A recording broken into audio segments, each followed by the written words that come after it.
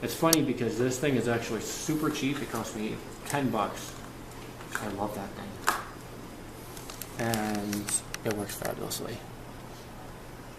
Like, it looks like that. Because that's just, it operates off of nothing more than one of these. You can run it right off of this. We can utilize pinging for most of that, or what?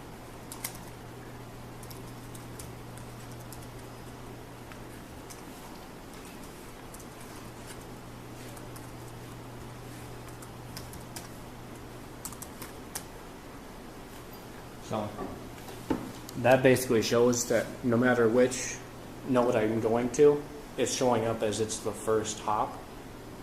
So no matter which one I trace it to, it says it's the first hop. And this has got the same.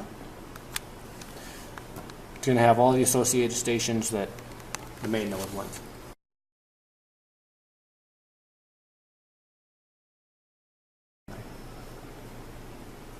Maybe it's.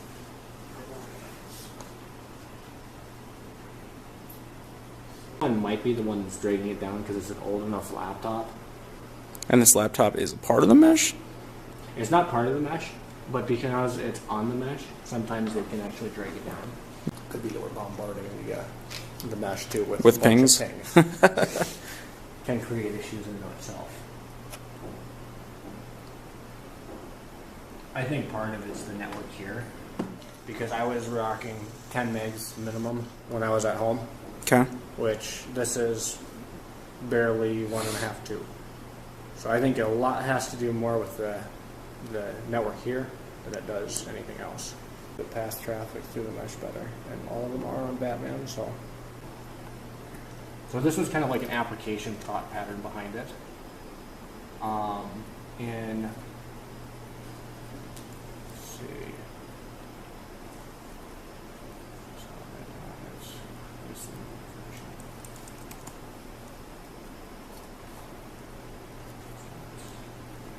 To make this more applicable as something that, for practicality, like there's places where these are set up as, they're called Rachel Pies or Rachel Plus, which is basically a device that is like an offline classroom for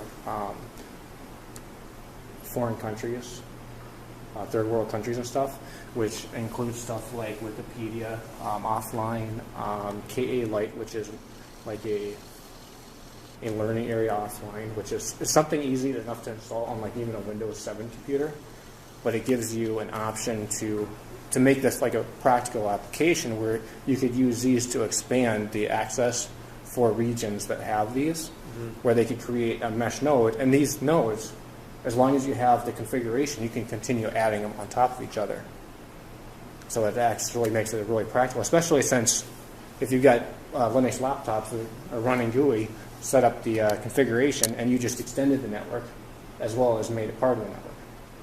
So that's why I like those laptops, because you can have a base like mesh network, and then every time you add one of those laptops with the configuration on it, you're just adding and expanding to that network.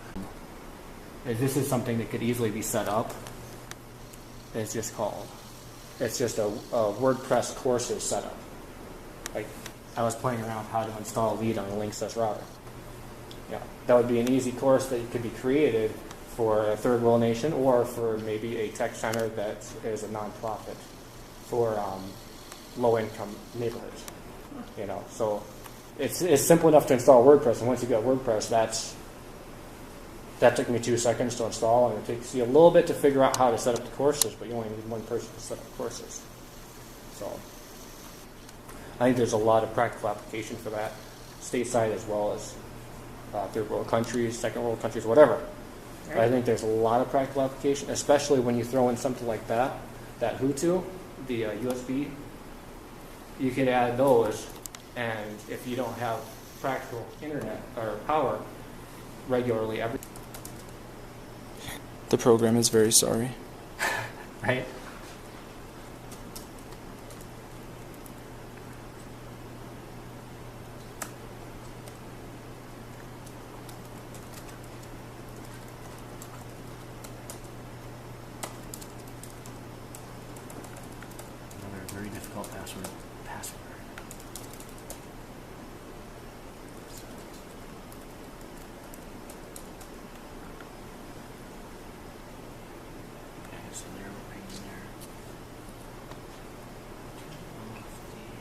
So the configuration file is all that it takes. Once you've set up the configuration file, basically you need the network name, that it's an ad hoc mode, or the new name. It's now IBSS. It's no longer ad hoc. It's formally it's called BSSID, or the cell key.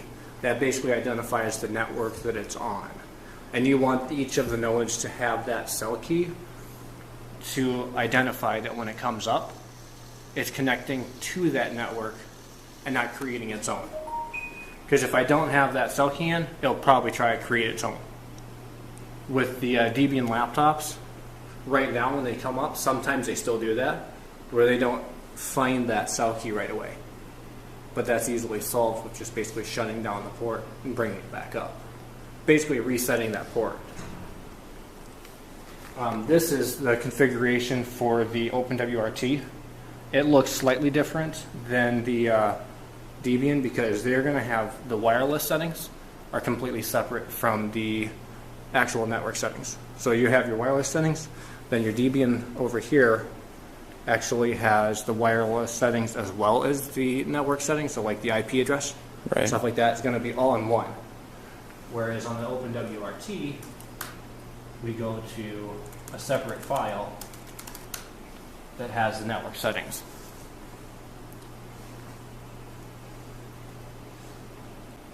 But they're all connected, so I can actually reach any of them from any of the nodes.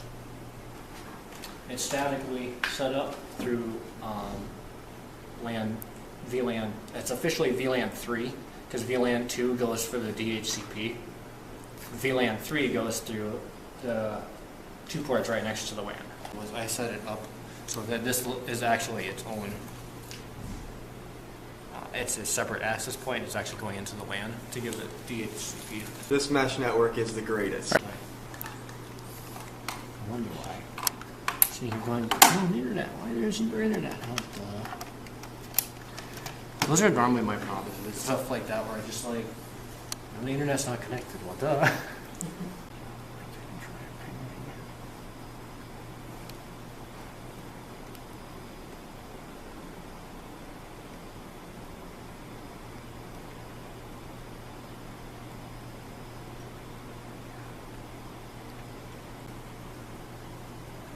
So we're pinging right now to the main access point. You can see that. Let's see if we can ping past it. And this is pinging one of the other nodes.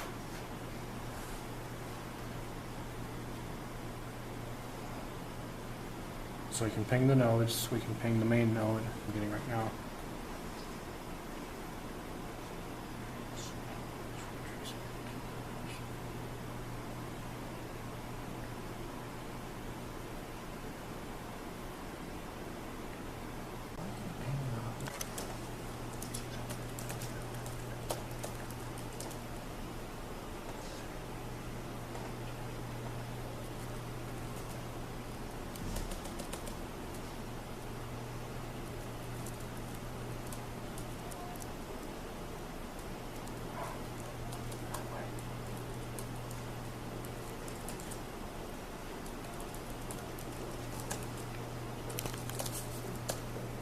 I'm just editing the firewall to allow all traffic, basically, to test whether or not the firewall's blocking it.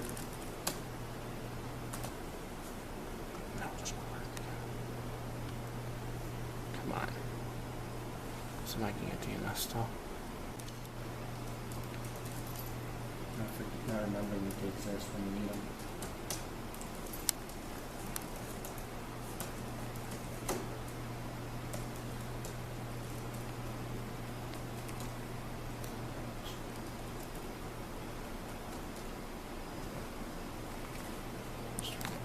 There we go. Something you think about regularly, going, yes, I've got 2 different routers.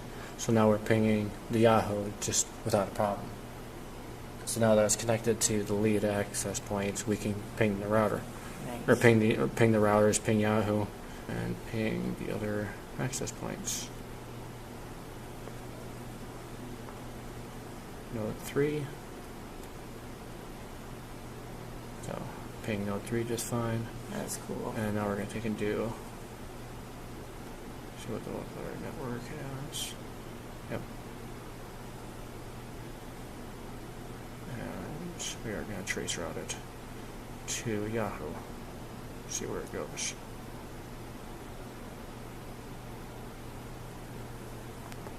There we go. Goes right out the network.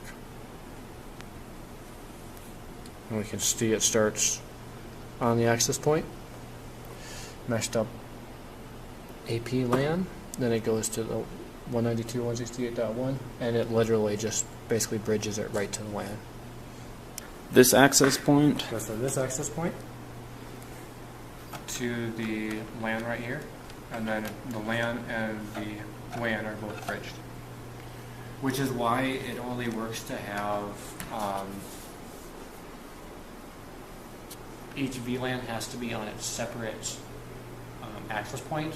Otherwise, you're bridging all the VLANs into one IP address.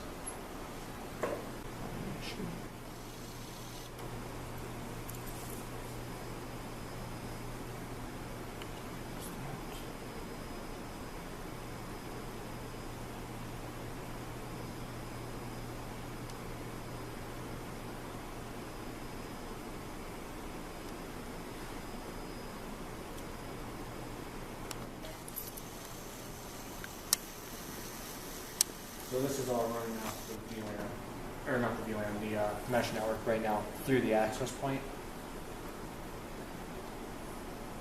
in which we can use the access point to pass traffic